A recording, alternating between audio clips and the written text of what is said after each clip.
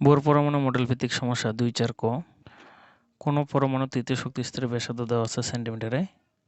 ওই শক্তি স্তরে আবর্তনশীল একটি ইলেকট্রনের কৌণিক ভরবেগ ও গতিবেগ বের করো।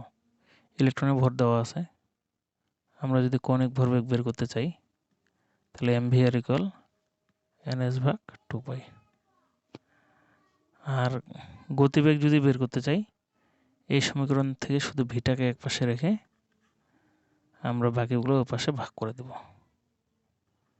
2π m r। তো বন্ধুরা এখানে শুধু তোমরা সেন্টিমিটারটাকে মিটার করে নেবা। সেন্টিমিটার থেকে মিটার করতে গেলে 100 দিয়ে ভাগ করতে হয়।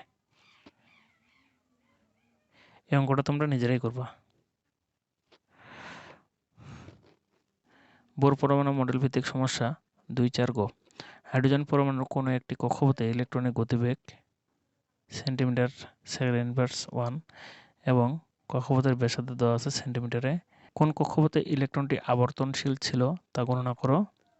ইলেকট্রন ভর দেওয়া আছে।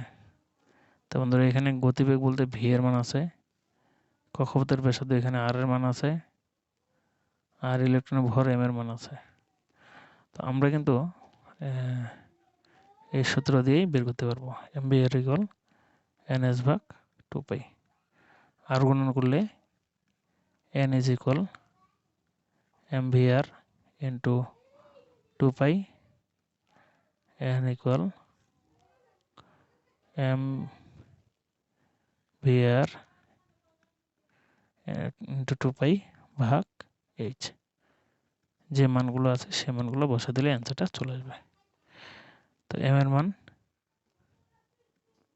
9.11 ইন্টু 10^31। ভি এর মানটা কি আছে এখানে সেন্টিমিটার আছে না, V equal 9.64 into 10^7 centimetre second inverse 1। Centimetre থেকে মিটার করতে গেলে 100 দিয়ে ভাগ করব।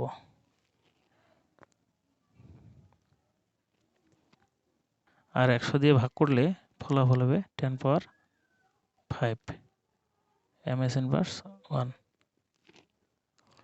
ব্যাসার্ধ আর এর মান আছে 3.6 ইন্টু 10 ইনভার্স 8 সেন্টিমিটার।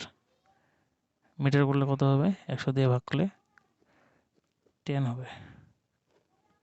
3.6 ইন্টু -10। তোমরা ক্যালকুলেটর এটা করে নিও। তো এই মানগুলো আমরা এখানে বসিয়ে দেবো।